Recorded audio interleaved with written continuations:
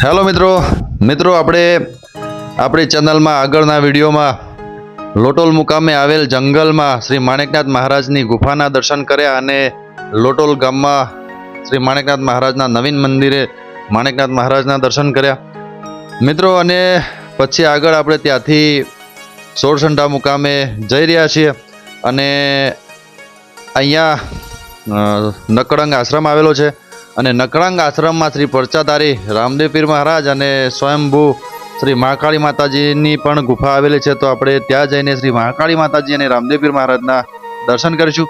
મિત્રો અહીંયા નકળંગ આશ્રમમાં ભીમપુર નિવાસી એવા શ્રી પરબતરામ મહારાજ દ્વારા આ આશ્રમ સંચાલિત છે અને અહીંયા પણ આવતા જતા તમામ લોકોની સારી એવી સેવા થાય છે અને તમામ લોકોને સારી એવી સુવિધા રહેવાની જમવાની પૂરી પાડવામાં આવે છે।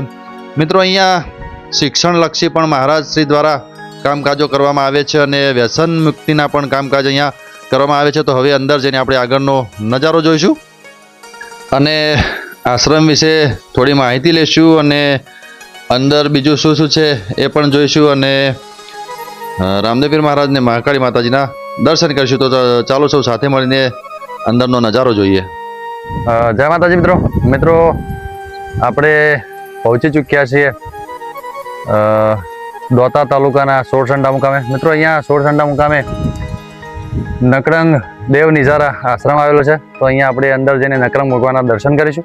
તો ચાલો સૌ સાથે મળીને નકળંગ ભગવાનના દર્શન કરીએ। મિત્રો ખરેખર અંદર બેસતા જ ખૂબ સુંદર અહીંયા આશ્રમનો ગેટ બનાવવામાં આવ્યો છે અને અંદરનો નજારો ખરેખર એકદમ મનને મોહી લેવો અંદરનો નજારો છે। સામે તમે જોઈ રહ્યા છો બહુ જ મોટો વિશાળ આશ્રમ આપણને દેખાઈ રહ્યો છે અને ભવ્યાતિ ભવ્ય શ્રી રામદેવ પીરનું નવીન મંદિર અને મહાકાળી માતાજીનું પણ નવીન મંદિર અહીંયા બનાવવામાં આવેલ છે। તો આપણે પહેલાં શ્રી રામદેવ પીર મહારાજના દર્શન કરીશું અને મહાકાળી માતાજીના દર્શન કરીશું। મિત્રો સામે તમે જોઈ રહ્યા છો ખૂબ સુંદર દ્રશ્ય આપણને નજરે પડી રહ્યું છે અને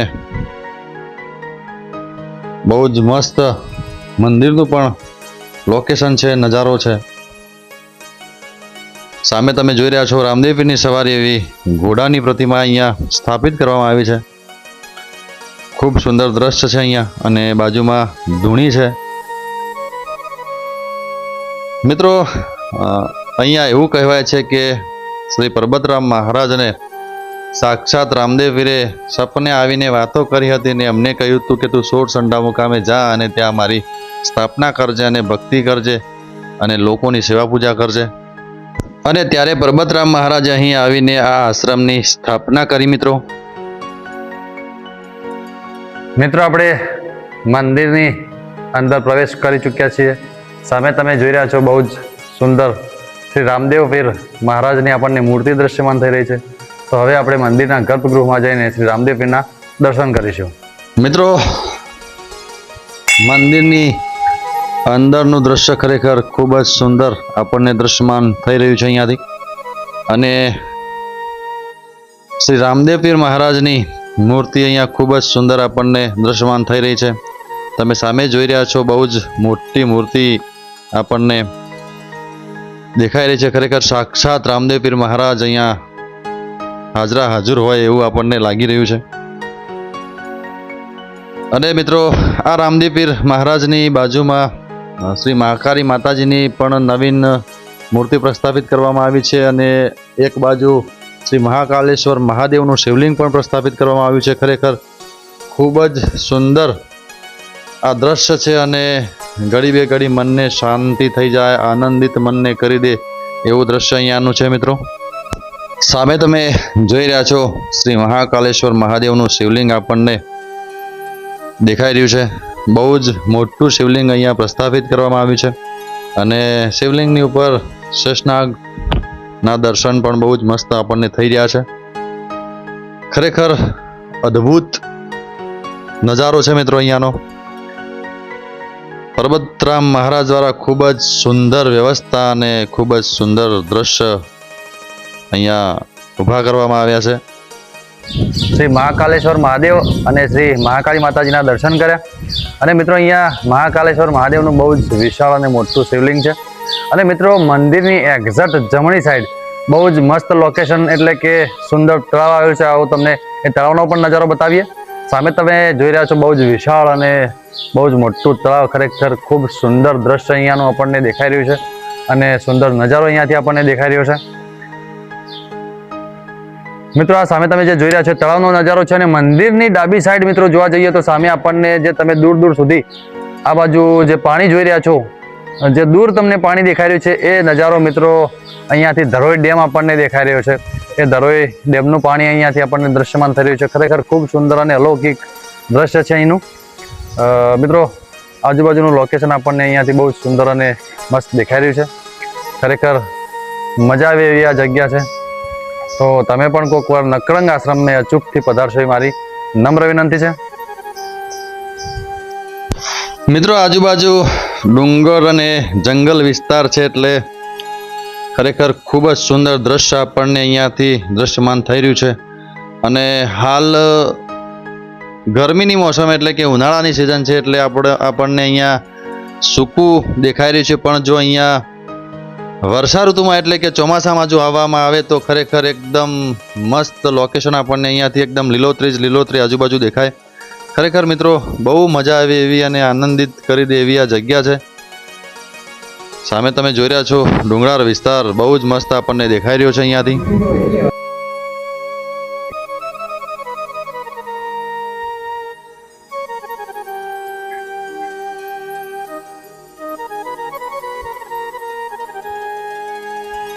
મિત્રો અહીંયા સુંદર હર્ષિત માતાજીના પણ બેસણા કરવામાં આવ્યા છે.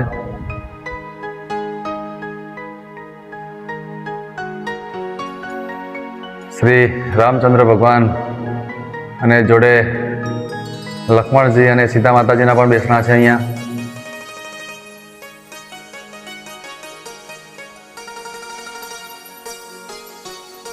શ્રી રાધાકૃષ્ણ પણ બિરાજમાન છે અહીંયા.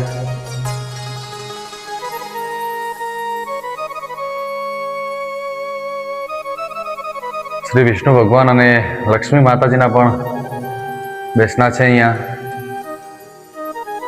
ખરેખર અદ્ભુત કલા કારીગરી છે અહીંયાની. ખૂબ સુંદર નજારો છે અહીંયાનો. મિત્રો આપણે નવીન મંદિરનું દ્રશ્ય જોયું અને બહુ જ મસ્ત એન્જિનિયર પ્લાનિંગથી નવીન મંદિર અહીંયા બનાવવામાં આવ્યું છે. અને હવે આપણે જે જગ્યાએ શ્રી રામદેવપીર મહારાજ અને મહાકાળી માતાજીએ પરચા આપ્યા હતા એ ગુફાની અંદર આપણે પહોંચી ચૂક્યા છીએ. તો હવે આપણે શ્રી મહાકાળી માતાજીના દર્શન કરીશું અને રામદેવપીર મહારાજના દર્શન કરીશું. મિત્રો આ એ જૂનું સ્થાનક છે જ્યાં મહાકાળી માતાજી સ્વયંભૂ પ્રકટ થયા હતા.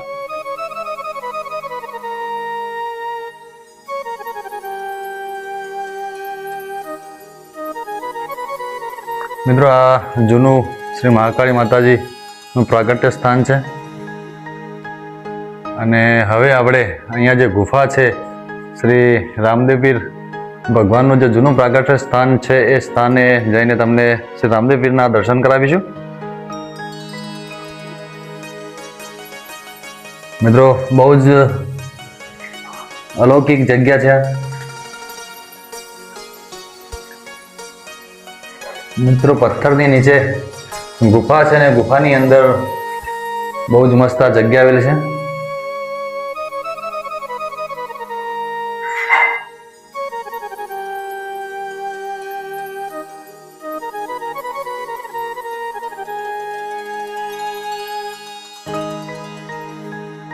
મિત્રો એવું કહેવાય છે કે આ પરચા તારી રામદેવપીરના પરચા બહુ જ અપરંપાર છે અને મહાકાળી માતાજીના પરચા પણ ખૂબ જ છે.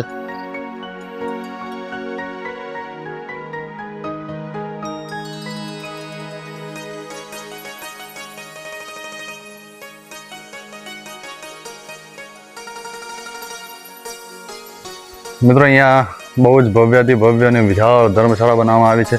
ખૂબ સુંદર આશ્રમ છે.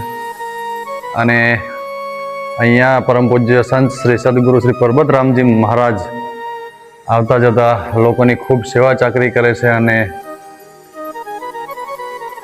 અહીંયા એમની તપસ્યાથી ખરેખર ખૂબ વિશાળ મોટી જગ્યા બની છે.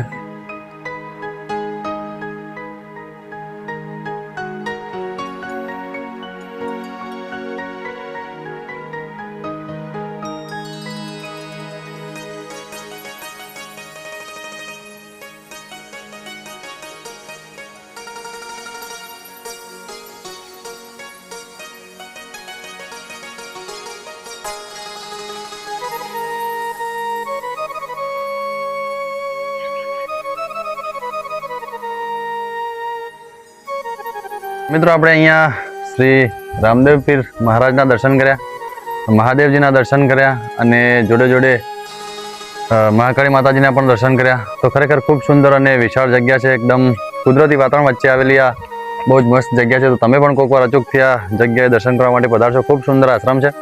તો મિત્રો આવા જ સુંદર અને સરસ વિડીયોમાં આપણે ફરીથી મળીશું. ત્યાં સુધી તમારા પરમ મિત્ર ભાગ્યેશ ગઢિયાને રજા આપશો. આવજો બધા. જય માતાજી.